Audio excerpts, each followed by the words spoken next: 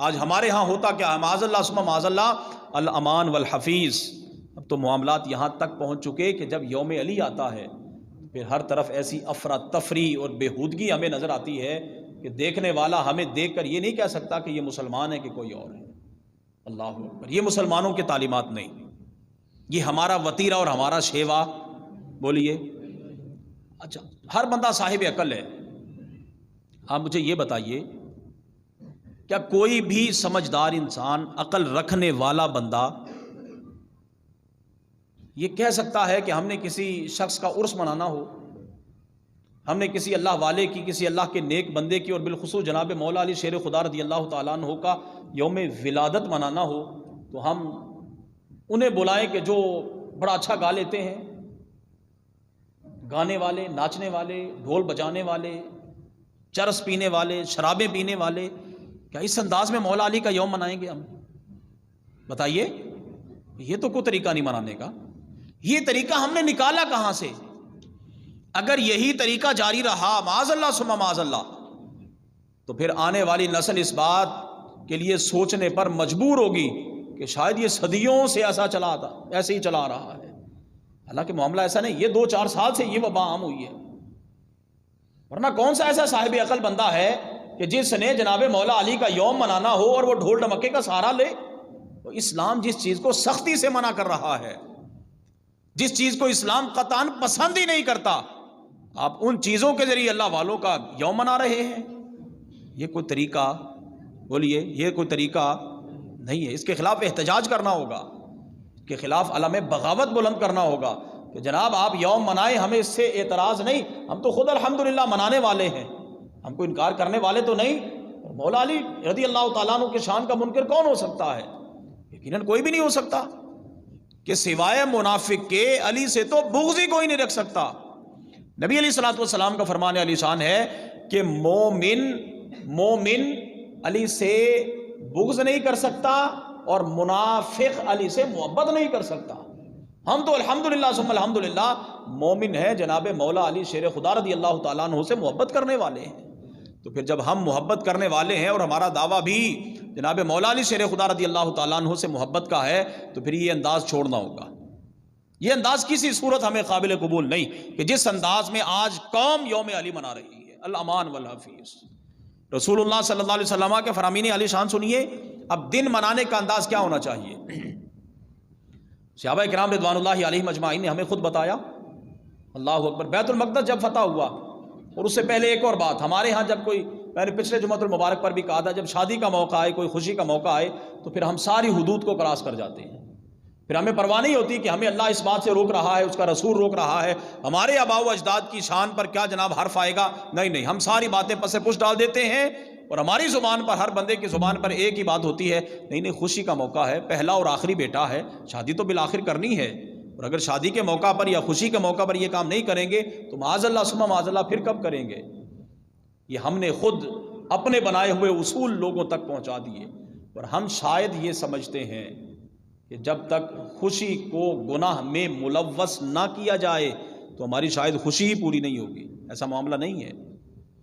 آئیے ذرا دیکھیے تو صحیح، صحابہ کرام رضوان اللہ علیہم اجمعین کس انداز میں خوشی منایا کرتے. بیت المقدس جب فتح ہوا تو صحابہ کرام رضوان اللہ علیہم اجمعین نے عرض کیا جناب حضرت فاروق اعظم رضی اللہ تعالیٰ عنہ سے، حضور اللہ نے ہمیں اتنی بڑی فتح عطا فرمائی ہے، لہذا کوئی جشن کا اہتمام ہونا چاہیے، کوئی جشن کا اہتمام ہونا چاہیے. جناب سیدنا حضرت فاروق اعظم رضی اللہ تعالیٰ عنہ فرماتے، ہاں کیوں نہیں، بالکل جشن کا اہتمام ہوگا. جشن کا اہتمام کیا ہوگا؟ اب جو آنے والی نماز ہے، ہم بلال کو کہیں گے آذان دے، ہم زمانہ نبوی کی یاد تازہ کر کے تو جشن منائیں گے. ہمارے سلف صالحین، ہمارے بزرگ جن کے ہم ماننے والے، ان کے جشن منانے کا انداز کیا؟ بلال اذان دیں گے، زمانہ نبوی کی یاد تازہ ہو جائے گی. یہ انداز ہے جناب خوشیاں منانے کا، یہ انداز ہے جشن منانے کا. ہمارے ہاں پتہ نہیں کہاں سے ہم نے یہ نکال لیا. اور پھر دیکھیے معاذ اللہ ثم معاذ اللہ، ہمارا جشن، ہماری خوشی اس وقت تک پوری نہیں ہوتی جب تک کہ ہم صحابہ کرام رضوان اللہ علیہم اجمعین پر تبرہ نہ کر لیں. معاذ اللہ، ہم جب تک صحابہ کرام کو برا بھلا نہ کہہ لیں، ہمارا جشن ہی پورا نہیں ہوتا. تو یہ جشن نہیں، یہ تو خرافات ہیں، ان سے تو بچنا ہر مسلمان پر لازم ہے. اور پھر دیکھیے مشہور زمانہ حدیث، ہر شخص کی زبان پر ہر بندہ جانتا ہے کہ علی کے چہرے کو دیکھنا، بولو سارے، علی کے چہرے کو دیکھنا، میرے کریم آقا صلی اللہ علیہ وسلم کا فرمان علی شان، النظر الی وجہ علی عبادت، علی کے چہرے کو دیکھنا، بولو سارے، علی کے چہرے کو دیکھنا، علی کے چہرے کو دیکھنا عبادت ہے۔ یہ میرے نبی کا فرمان ہے۔ سوال یہ پیدا ہوا، یہ فرمان ہمیں بتایا کس نے؟ اس حدیث کو روایت کرنے والا بندہ کون ہے؟ اس حدیث کے پس منظر میں واقعہ کیا ہے؟ تو پھر آئیے آج ہم جن سے عداوت اور دشمنیاں ثابت کرنا چاہتے ہیں وہ وہی تو اس فرمان کو لوگوں تک پہنچانے والے ہیں۔ جناب ام المؤمنین حضرت سیدہ طیبہ حضرت عائشہ الصدیقہ رضی اللہ تعالی عنہا، آپ اپنے والد گرامی جناب حضرت صدیق اکبر، سب کہیں گے رضی اللہ تعالی عنہ کو کہنے لگی، ابا جان کیا بات ہے کہ اکثر ایسا ہوتا ہے، میں آپ کو دیکھتی ہوں کہ آپ نظر باندھ کر ٹک ٹکی لگا کر مولا علی شیر خدا کے چہرے کو دیکھتے رہتے ہیں، مولا علی شیر خدا کے چہرے کو دیکھتے رہتے ہیں۔ تو آگے جواب سنیے، جناب صدیق اکبر رضی اللہ تعالیٰ عنہ فرماتے ہیں، میں کسی ظاہری غرض کی وجہ سے نہیں، کسی ظاہری منفعت کی وجہ سے نہیں، بلکہ میں نے رسول اللہ صلی اللہ علیہ وسلم کو فرماتے ہوئے سنا ہے، علی کے چہرے کو دیکھنا عبادت ہے۔ اور جناب محبت سے چہرے دشمنوں کے نہیں، محبت والوں کے دیکھے جاتے ہیں۔ اور اگر تم یہ کہو معاذ اللہ ثم معاذ اللہ کہ ان کی آپس میں بنتی نہیں تھی، پھر ہم کہتے ہیں تم یہ بتاؤ یہ حدیث ہم تک پہنچائی کس نے؟ اگر جناب سیدنا صدیق اکبر رضی اللہ تعالیٰ عنہ کا اور جناب مولا علی شیر خدا رضی اللہ تعالیٰ عنہ کا باہمی کچھ معاملہ ہوتا تو وہ کبھی بھی حضور کا یہ فرمان امت تک نہ پہنچاتے۔ اور پھر آپ دیکھیے جناب مولا علی شیر خدا رضی اللہ تعالیٰ عنہ اور حضرت سیدنا صدیق اکبر رضی اللہ تعالیٰ عنہ دونوں جا رہے ہیں، یہ خلافت کا زمانہ حضرت صدیق اکبر کی، تو راستے میں حضرت امام حسن رضی اللہ تعالیٰ عنہ آتے ہوئے نظر آئے، تو حضرت صدیق پاک نے آگے بڑھ کر حضرت امام حسن مجتبی، سب کہیں گے رضی اللہ تعالی عنہ کو اٹھایا اور کندھے پر بٹھا لیا، کندھے پر بٹھا لیا۔ اب میں آپ سے یہ پوچھنا چاہتا ہوں، دشمنوں کے بچوں کو کندھوں پر اٹھایا جاتا ہے؟ بولیے نہیں، بلکہ حضرت صدیق اکبر رضی اللہ تعالیٰ عنہ کے یقیناً ذہن میں یہ ہوگا کہ انہوں نے ان شہزادوں کو رسول اللہ کے کندھوں پر دیکھا ہے، تو گویا جب یہ سامنے آئے تو یہ اس لیے اٹھا رہے ہیں کہ رسول اللہ صلی اللہ علیہ وسلم کی یہ مبارک سنت بھی پوری ہو جائے۔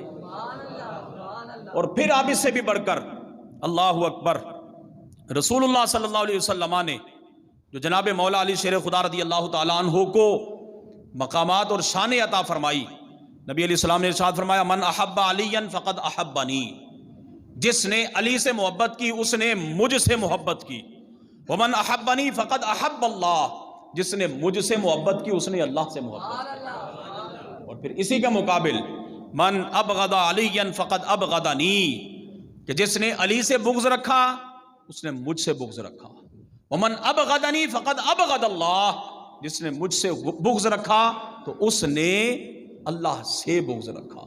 ہم یہ کہتے ہیں کہ جناب مولا علی کی محبت کے بغیر نجات نہیں، مولا علی کی محبت کے بغیر نجات نہیں، لیکن محض محبت اور پھر دوسری طرف ان کے عمل کے بالکل خلاف ساری زندگی گزار دی جائے، یہ بھی کسی صورت قابل قبول ہے؟ بولیے یہ بھی کسی صورت قابل قبول ہے؟ میں اکثر ایک جملہ کہا کرتا ہوں کہ ایک بندہ سارا دن نشے کی حالت میں دھت پڑا رہے اور شام کو وہ علی علی علی علی کے نعرے لگاتا رہے، تو پھر بتائیے علی کو اس کے نعروں کی کیا ضرورت ہے؟ اور اس بندے کو اور جناب مولا علی شیر خدا کو باہمی کیا نسبت ہوئی؟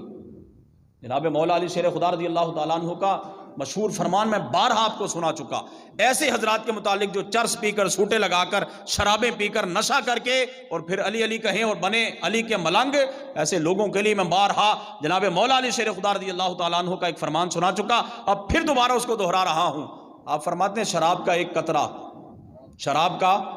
ایک قطرہ بہتے پانی میں گر جائے، وہ پانی کسی زمین کو لگے، وہ پانی کسی زمین کو لگے، اس زمین سے کھیتی اگے، اس زمین سے کھیتی اگے، وہ کھیتی وہ چارہ کوئی جانور کھا لے اور پھر اس جانور سے دودھ حاصل کیا جائے، علی تو اس جانور کا دودھ بھی نہیں پیے گا۔ کس وجہ سے؟ کہ وہ پیچھے جاری پانی کے اندر شراب کا ایک قطرہ پڑ گیا تھا، نجاست کا ایک قطرہ پڑ گیا تھا۔